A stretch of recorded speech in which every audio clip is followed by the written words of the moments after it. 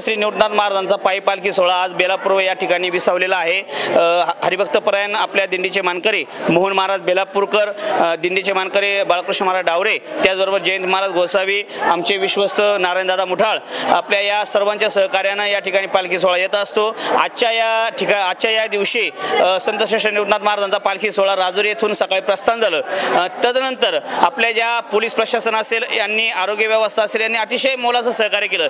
त्यामध्ये आपले श्रीरामपूर पोलीस स्टेशनचे सन्माननीय पोलीस निरीक्षक आदरणीय श्री देशमुख साहेब यांचं अतिशय मोलाचं मार्गदर्शन, त्यामध्ये अतिशय चांगला बंदोबस्त त्यांच्या संपूर्ण सहकार्यांनी, त्याचबरोबर त्यांच्या समवेत असणारे सहाय्यक पोलीस निरीक्षक आदरणीय श्री आपले जाधव साहेब यांच्या मार्गदर्शनाने सर्व डिपार्टमेंटने अतिशय सोहळ्याकरता शिस्तबद्ध पद्धतीने तसं जर बघितलं गेलं तर श्रीरामपूरमध्ये अख्ख्या पूर्ण सोहळ्यामध्ये अतिशय भव्य दिव्यतेमध्ये असं स्वागत होत असतं। संपूर्ण श्रीरामपूर असेल, बेलापूरकर असेल, सर्वच जी मंडळी आहे, जी निवृत्तनाथांना स्मरते निष्ठावान जी मंडळी आहे, त्यांचं संपूर्ण संस्थांच्या वतीनं, पालखी सोहळ्याच्या वतीनं मी मनापासून स्वागत करतो। असंच पोलीस यंत्रणा असेल, सुरक्षा व्यवस्था असेल, आरोग्य यंत्रणा असेल, या ठिकाणी संबंधित ग्रामसेवक होते, BDO साहेब होते, जेवढे जिल्हा तालुका प्रशासन आहे, तहसीलदार साहेबांपासून तर सर्व प्रशासन हे 2-3 दिवसापासून आपल्या वारकऱ्यांच्या व्यवस्थेसाठी या ठिकाणी झगडत आहेत। त्यामध्ये 8 ठिकाणी वॉटरप्रूफची मंडपची व्यवस्था या माध्यमातून दिली गेली आहे।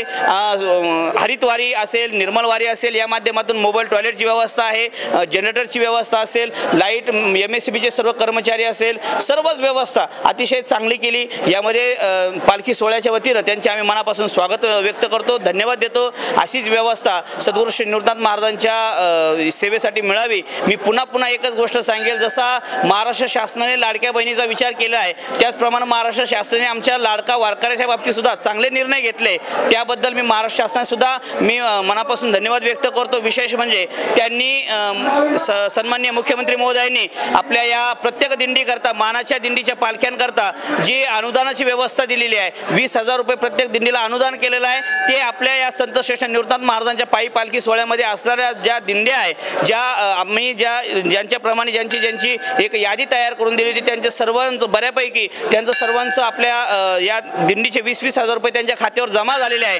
त्याबरोबर त्या निमित्तानं महाराष्ट्र सरकारचे मी मनापासून धन्यवाद व्यक्त करतो।